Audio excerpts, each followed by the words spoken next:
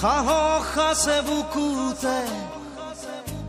সপোন আছে চকুতে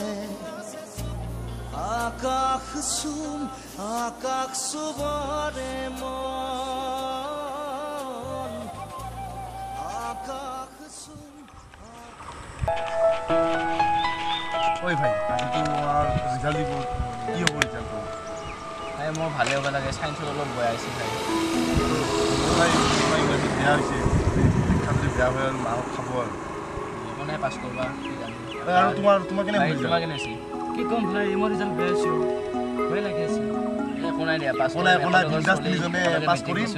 বাকি আৰু পাৰ্টি চাৰ্টি হৈ যাব ন পাৰ্টি কৰবা লাগিব আৰু আজি ৰিজাল্ট চোৱাৰ পিছত পাৰ্টি টাবা মজা পাৰ্টি টাইম ডিজে সিজে বসাই কেনে পাৰ্টি টাইমটো হ'বা লাগে বৰ টাইম ঐ তহঁতৰ কি এক্সামৰ ৰিজাল্ট দিব কোন অৰ্ডাৰ কোবৰা আহিলে মই নাই আগত দিছিলোঁ তোমালোকৰ কি ৰিজাল্ট দিব আজি ৰিজাল্ট কেইটা বজাত চাওকচোন মানে এই হ'বই আৰু 10 মিনিট আছে বলা নহ'লে আমাৰ তাত চাব বল তহঁতৰ মানে যি পাৰ্টি পাম বুলি ভাবিছোঁ আৰু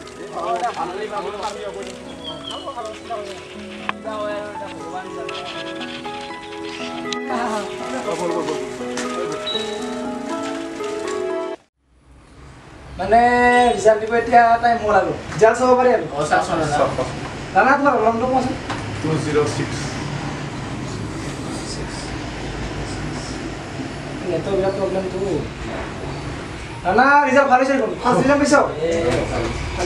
পাৰ্টিটো পাৰ্টি ৰাতি হ'ব দে চোন মোৰটো তোমাৰ ৰলম না আছিল 271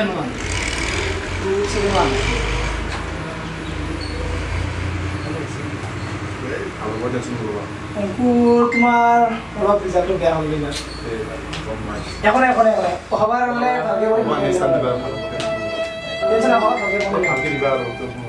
নিলাম তোমাৰ ৰলমটো কোৱাচোন ভয় লাগিছে না কিবা আছে তোক বাৰু 172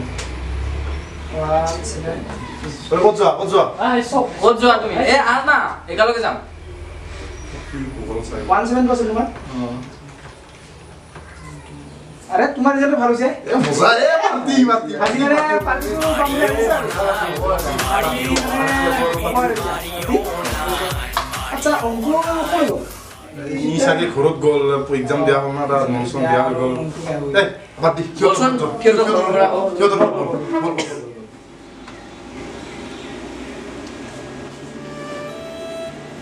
অংকুৰ কি হে ৰিজাল্ট কি হ'ল তোৰ ৰিজাল্ট বেয়া কি বেয়া কৰি ৰিজাল্ট ইমান দিনে টকা পইচা খৰচ কৰি পঢ়ালো এইটো পৰা কৰিলি তই তাত পঢ়ি মৰি নগলি কিয় যা মৰ গৈ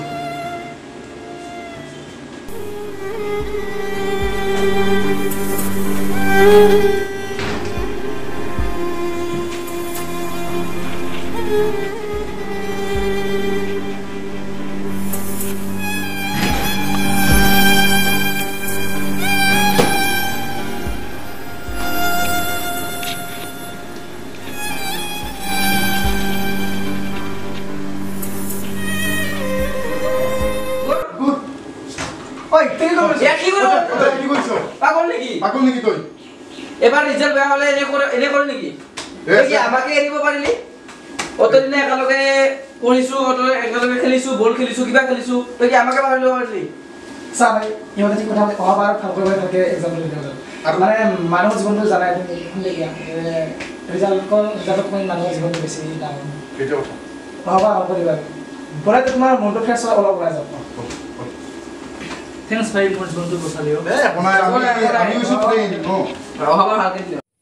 হাই